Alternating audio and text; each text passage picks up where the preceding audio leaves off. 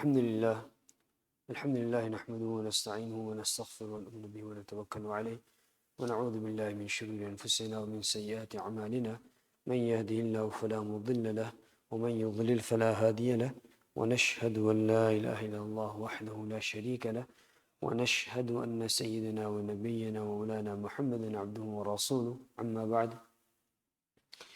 وعن عطاء بن أبي رباح رحمة الله عليه قال لابن عباس رضي الله عنه: ألا أريك امرأة من أهل الجنة؟ فقلت: بلى.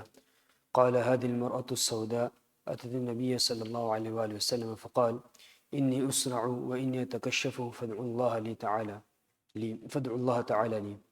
فقال: إن شئت صبرت ولك الجنة، وإن شئت دعوت الله تعالى أن يعافيك.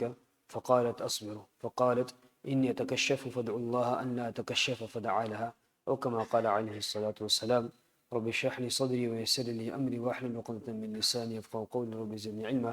اللهم صل على محمد وعلى آل محمد وبارك وسلم. اللهم صل على محمد عبدك ورسولك، وصل على المؤمنين والمؤمنات والمسلمين والمسلمات.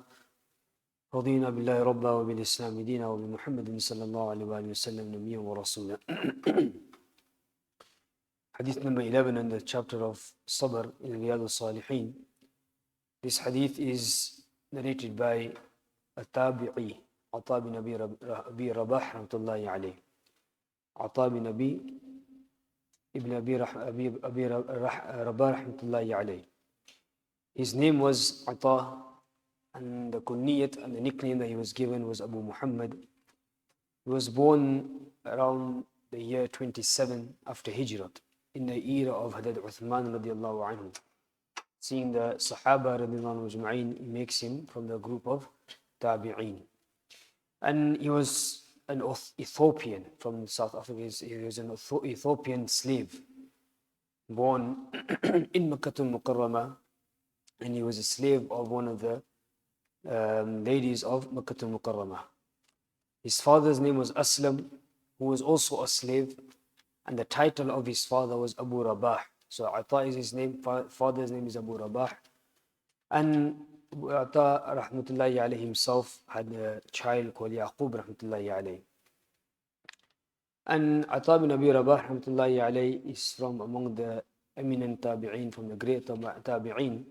He was a hafiz, he was a great mufti of his time.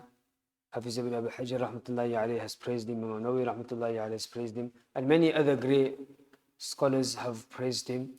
He was known for knowing the Masail of Hajj. The Masail of Hajj.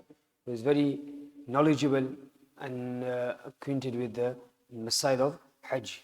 And in the time of Banu Umayyah, he was announced that any Masail of Hajj has to go through Ata bin Abi Rabah rahmatullahi alayhi. So whatever the verdict he passes will be practiced. And he himself in his lifetime, alhamdulillah, Allah subhanahu wa ta'ala gave him the ability and the chance to perform Hajj 70 times in his life. 70 times in his life. And he has a very great level of taqwa and a lot of passion for practicing ahadith. Learning ahadith. And Imam Shafi rahmatullahi alayhi said that amongst the tabi'een, there was nobody was like him. There was nobody had like him. And he had a lot of passion and love for the ahadith as well. And whenever he said that whenever a person related a hadith to me, whether I've heard it before or not, I would pay full attention to that person, as though the person would feel that this person has never heard the hadith. So you pay full attention to the hadith that was narrated to him. So Ata rahmatullahi alayhi had met a large group of Sahaba. In one narration he says he met around 200 Sahabas in his lifetime. And has benefited from many Sahabas as well. For example, Abdullah ibn Abbas radiallahu anhu, Ibn Umar radiallahu anhu, Ibn Amr radiallahu anhu, Abu Sa'id al-Khudri radiallahu anhu, Abu Hurairah radiallahu anhu, Hadith Aisha radiallahu anha, Umm Salama radiallahu anhu. So a few great Sahaba he managed to sit in the company of and gain knowledge from. And he himself was a great teacher. Many prominent students and ulama have studied under him, such as Mujahid rahmatullahi alayhi, Zuhri rahmatullahi alayhi, Ayyub al-Sakhtiyani rahmatullahi alayhi, A'mash rahmatullahi alayhi, Abu Hanifa rahmatullahi alayhi himself had the chance of gaining knowledge from him as well. Now, if you have the 6 books of ahadith, the 6 Sahih Sitta that we have in our Alimiyya course, you will find Atta Rahmatullahi Alayhi's name mentioned somewhere. So in all 6 books of ahadith in Sahih Sitta, Hazrat Atta bin Abi Rahmatullahi Alayhi's name has been mentioned. And Hazrat Atta Rahmatullahi Alayhi had a lot of shauq and passion for learning, gaining knowledge. So as a slave, he would divide his time into 3 portions. One portion would be service in the service of his master and fulfilling the duties and any tasks that would need to be completed. Another portion of the day would be him and Allah subhanahu wa ta'ala. Him and Allah subhanahu wa ta'ala. And 1/3 portion of the day he would dedicate in learning, sitting in the company of the Sahaba radiallahu ajma'in and gaining knowledge. So that way he had managed to gain a lot of knowledge, and he was one of the Mufti of Makkatul Mukarramah in his time as well. And there are many advices and nasiha from Atta bin Abi Rahmatullahi Alayhi. One of them he says that seek knowledge. Why? Through knowledge and learning, a person will become humble. Even a person who is a king at that time, he will also become humble because of having knowledge. And a slave can become super as well. A slave can also become great. Atta Rahmatullahi Alayhi himself was a slave, an Ethiopian slave. You know, there are a few companions, in the history of Islam who were from the African background and who were also slaves. But they gained high status in the Ummah.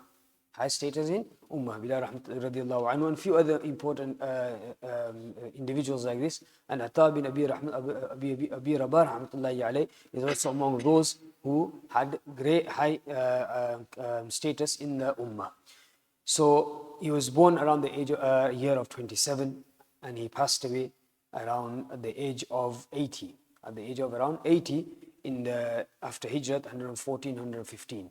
So he stayed alive for around 80 years. So this was a brief background about who our narrator is. So Atta bin Abi Rabah rahmatullahi alayhi.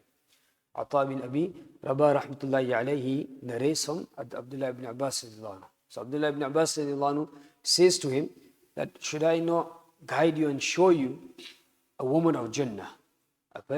A woman who will be going into Jannah. She's guaranteed Jannah. So should I not show you this individual? So with Muhabba he said, yes, why not? I want to see this woman of Jannah.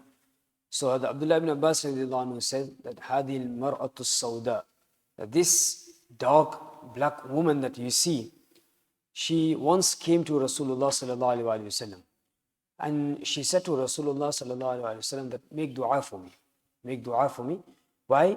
Because inni usra'u, I've got this illness, epileptic. I have fits, I collapse, I fall unconscious. And however, the dua, at the same time, when I fall down, atakashafu, what happens is that because of falling down unconscious and having fits, my satar is exposed. Parts of my body becomes revealed and is uncovered. So fad'u Allah ta'ala li, that, O Prophet of Allah, make dua for me. Make dua for me so that this illness goes away. I'm cured from this illness. And also, my satar is not uncovered.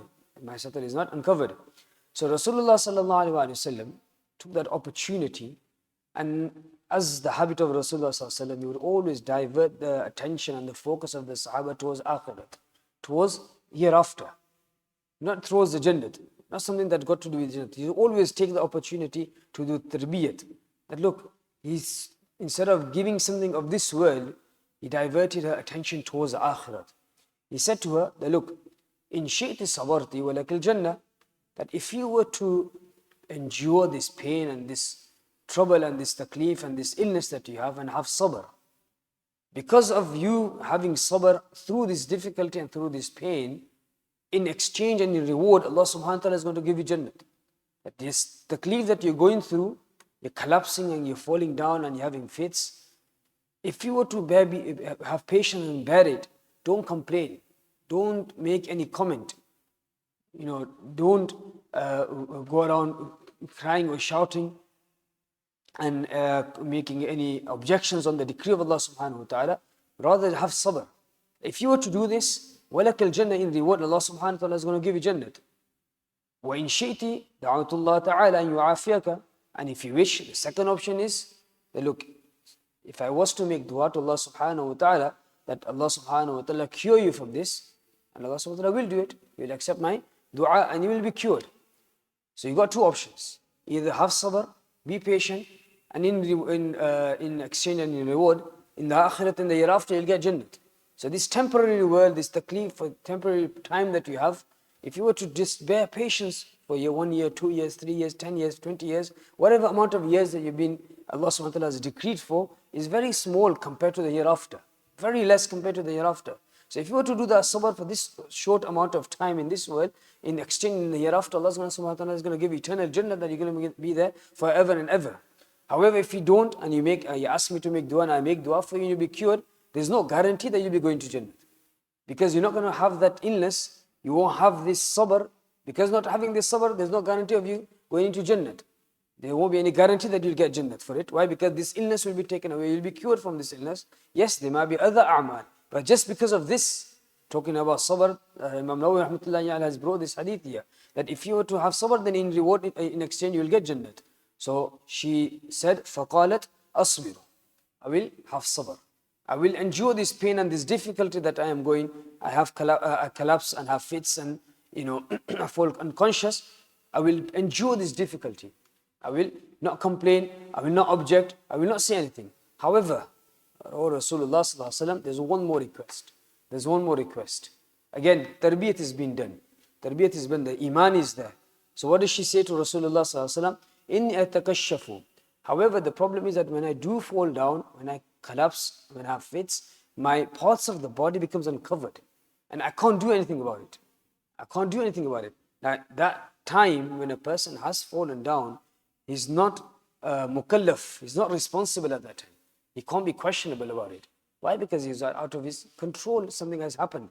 So even if the satar was to be uncovered, there's no guna for it. There's no guna for that. Why? Because it's out of her control. She has collapsed, and this is from Allah subhanahu wa ta'ala. If the satar was to be uncovered, she won't get guna for it. But because of haya, because of modesty, because of the tarbiyyah that she has been given, and because of the level of iman, she didn't want any part of the body to be revealed even in that manner as well. Even in that manner, even though she's not mukallaf or responsible for it. But at that time, she didn't want her satar to be uncovered. So she said, requested to Rasulullah sallallahu alaihi wasallam that, oh Prophet of Allah, fad'ullah, oh Prophet of Allah, make dua for me to Allah subhanahu wa ta'ala, that if I do have these fits, if I do collapse, if I do unfall unconscious, make it possible that my satar is not covered. Make my satar remain covered. My clothing is not moved away from me. So فَدَعَالَهَا Rasulullah sallallahu alayhi wa sallam made dua for this woman. So Abdullah ibn Abbas radiallahu anhu is telling Ata bin Abi Rabah rahmatullahi alayhi that this is the woman of Jannah. This is the woman of Jannah. Then the name of this woman in commentaries has been written as Su'ayra. Su'ayra, and her nickname was Zufar. And she was the hairdresser. She was one who used to comb the hair of Khadija radiallahu anha. Khadija radiallahu anha. So she used to comb her hair and just, a hairdresser. So this was that woman, dark in color. And Rasulullah sallallahu alaihi wasallam said that he made dua for, guaranteed her Jannah. فقال هذه المرأة السوداء. Now, obviously, Mufti Ahmad Khan rahmatullahi alayhi barakatuh, he says that looking at this woman, there's no visible physical beauty. She's dark in color. There's no visible beauty. Nowadays, a person who's dark, people look down onto them and class them as third class, and the person who's got white color and she has been adorned and looked after and taken care of and given refuge and etc. If a person from a different part of the world, there's no value for that person. So Mufti Ahmad Khan Dawud Barakatuh, he said that look here, physical, visible, there's no beauty. There's no beauty. However, inside, internal, there's so much beauty inside her. There's so much beauty inside her. So for the worldly aspect, this beauty is not there. But for eternal, for the year after, she's got this inner beauty. And that is what is required. That is what is required. And Atta rahmatullahi alayhi, this hadith also relates to him as well. He was also dark in color. And this hadith also relates to him as well. Him being a slave. Number two, dark in color. but because of ilm, because of amal, because of muhabba of Rasulullah sallallahu alaihi wasallam, and because of the attachment to the ahadith of Rasulullah sallallahu alaihi wasallam, and following the sunnah of Rasulullah sallallahu alaihi wasallam, Allah subhanahu wa ta'ala has elevated him in this world and elevated him in the hereafter as well. So she had this illness, and so Rasulullah sallallahu alaihi wasallam told her, look, you've got one option, either do sabr and get jannat in return, and after death there'll be eternal happiness. In this world, a bit of taklif after taklif after taklif, but all the time you get taklif and you do sabr, you're getting closer and closer and closer to Allah subhanahu wa ta'ala. Your loyalty is there, your submission to Allah subhanahu wa ta'ala is there. Because of that, you're getting closer and closer to Allah subhanahu wa ta'ala. You'll gain happiness, and eternal, you'll be in Jannat as well. In the hereafter, there'll be no taklif after that. There's no taklif to be faced afterwards, and no difficulty to face after that. Just in this world for a very short time. So she made dua, accepted this, that I will have sabr. However, make dua to Allah subhanahu wa ta'ala that my satar is not uncovered. Now from here, we can also bring the topic of what is satar, the topic of haya, the topic of modesty, and pagdamni, to be chaste. And so many other topics can be related to this. However, we shall mention a few points here about satar. Satar awra is known as in Arabic. Awra, which is known in Arabic. Now here, awra means something which is hidden, a secret place. A hidden and some secret place, something that which has to be kept away from other people's view and other people's eyesight. And people do not like that part to be, or that to be exposed to others. That's the meaning. Now, obviously in our Shariat aspect, awra is that part of the body that must be covered with appropriate clothing. That part of the body that must be covered in the appropriate clothing. That's the meaning in our deen, in our Shariat. So awra is one word, or the other one that we normally use is the word satar. Now satar of the male, satar of the female. Satar of the male is from the navel till below the knees, meaning the knees are also included in this. Now satar of the woman, there's the entire body except the face, hand and the feet.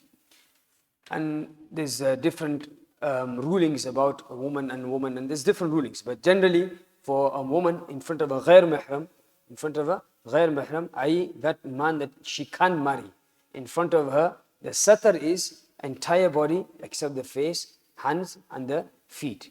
However, people need to understand here, Maulana Ayaz Sahib in I think this last Tuesday went into detail on this, that one thing is satar and the other thing is hijab. Satar and hijab. So for a male, satar is from the navel till and below the knees.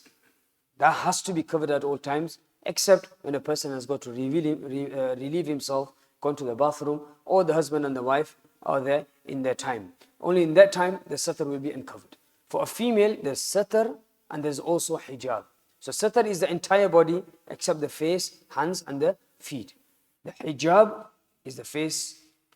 Hijab is the face. Now, the woman has to do both. The woman has to do both. When they are in front of the ghair mahram, she will cover the satar and she will also adorn herself with the hijab as well. Nowadays, some women do is that they'll wear the hijab, but the satar is not covered correctly. They'll wear the hijab, but the satar will not be covered correctly.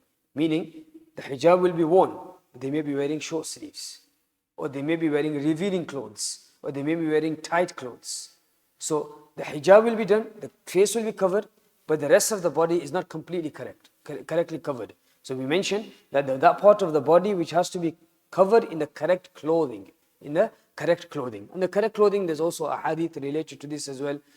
There are many rulings about this as well, that it shouldn't be see-through, it shouldn't be tight, it should cover the body and shouldn't show any figure. And there are many other points as well. So for a male, from the navel till including the knees. Now, that has to be covered at all times. At all times, in a person, even if he's in seclusion, even if he's alone in the home, there's nobody in the house, even if it's dark in the home, even then he should still cover himself. Why? Because the angels, the malaika are also present. The malaika are also present as well. And not only that, even Allah subhanahu wa ta'ala is present at all times. So a person should have also haya and modesty and shame from Allah subhanahu wa ta'ala as well. He should cover himself at all the time, as much as possible. Yes, when he goes to relieve himself, or he's gone for ghusl, or the husband and the wife are together, then the satr might be uncovered. But even then, as much as possible, the satr should remain covered as much as possible. Now, covering the satr and covering the awrah is the nature of humanity, nature of humans. They do not like their parts of the body to be uncovered in front of others. Now, how do we know this? We know this from the story of Adam alayhi salatu wasalam. The story of Adam alayhi salatu wasalam. The shaitan, وَوَسْوَسَ لَهُمُ الشَّيْطَانُ لِيُبْدِيَ لَهُمَا مَا وُرِيَ عَنْهُمَا. In this ayat, Allah subhanahu wa ta'ala has mentioned how shaitan's first attack was on uncovering the body. That was his first attack. His first attack on that he somehow, Hadrat Adam alayhi salatu wasalam, Hadrat Hawa alayhi salatu wasalam ate from that tree. The first thing that happened because of this shaitani waswasa was the satr was uncovered. Satr was uncovered. So shaitan, when he wants to attack somebody, when he wants to lead somebody astray, when he wants evil to spread, the first thing he attacks is this, that he makes them realize that, just uncover yourself. Uncover yourself. Then from there, other fawahish and other evil, spreads as well afterwards. So from this ayat that we learn, that Adam alayhi salatu wasalam, as soon as he ate, immediately what did they do? They started getting the leaves of Jannat, they started covering themselves. They started feeling uncomfortable. They started feeling uncomfortable and started covering themselves. And this covering themselves is known as clothing themselves. Clothing themselves, hiding and concealing their parts of the body. And this libas and this clothing is also a ni'mat of Allah subhanahu wa ta'ala. It's a ni'mat of Allah subhanahu wa ta'ala. Allah subhanahu wa ta'ala, He has mentioned in the Quran in the 14th Juz, وَجَعَلَ لَكُمْ سَرَابِيلَ تَقِيكُمُ الْحَرَّ وَسَرَابِيلَ تَقِيكُمُ الْبَاسِ. In here Allah subhanahu wa ta'ala, He mentions about this clothing that Allah subhanahu wa ta'ala has given you is there for you to protect you from the heat. Protect you from the heat. Meaning when the weather is warm, you clothe yourself, you conceal your body in such a way that it still protects you. You don't, how does it protect you? If the weather is warm, there's no clothing on his body, then he could get sunburn, he could get some infection, he could get some sort of illness because of the weather, because of the heat. So this clothing that Allah subhanahu wa ta'ala has given you is protecting you from the heat as well. And also, وَسَرَابِيلَ تَقِيكُمْ بَأْسَكُمْ. This clothing is also protecting you when you are in battles. You got the armor, is protecting you from battles as well. Inshallah, we'll continue from here how the clothing is a ni'mat from Allah subhanahu wa ta'ala. So far what we've learned is about our narrator, Ata bin Abi Rabah rahmatullahi alayhi. He was from a high caliber from the Tabi'een, and amongst those who had, was a slave, dark in color, but because of ilm, because of amal, because of muhabbah, because of love of Rasulullah sallallahu alaihi wasallam's ahadith, and also practicing upon the sunnah, Allah subhanahu wa ta'ala elevated him in this world and definitely in the year after. And we also learned about the woman who also had a similar characteristics as well, but she was given going to be given Jannah because of enduring the pain and the difficulty that she was going through. And then we mentioned about some part about what is satr and mentioning about the clothing. Inshallah, we'll continue this in our next gathering. We ask Allah subhanahu wa ta'ala to give us the correct understanding of what libas is, what clothing is, how important it is to cover ourselves, even if it's during football, during sports or out of sports, wherever you are, in the hot weather, summer weather, cold weather. Unfortunately, people are very, at times and careless about this, and they just, wear shorts where the knees are covered and, the thighs become uncovered, or they're praying the namaz in such a way that the parts of the satr is uncovered. If the satr stays uncovered for the duration of 3 subhanallah, the namaz become invalid. If the satr stays uncovered for the duration of 3 subhanallah, the namaz will become invalid. We ask Allah subhanahu wa ta'ala to give us the correct understanding and give us the importance of covering ourselves and the correct understanding of what physical clothing is and internal clothing is as well. Allah subhanahu wa ta'ala accept our gathering. Subhanallah bihamdi, subhanallah bihamdik, nashhadu la ilaha illa anta, nastaghfiruka wa natubu ilayk. Subhana rabbika rabbil izzati amma yasifun, wa salamun ala al-mursalin, walhamdulillahi rabbil alamin, bi rahmatika ya arham. Jazakallah.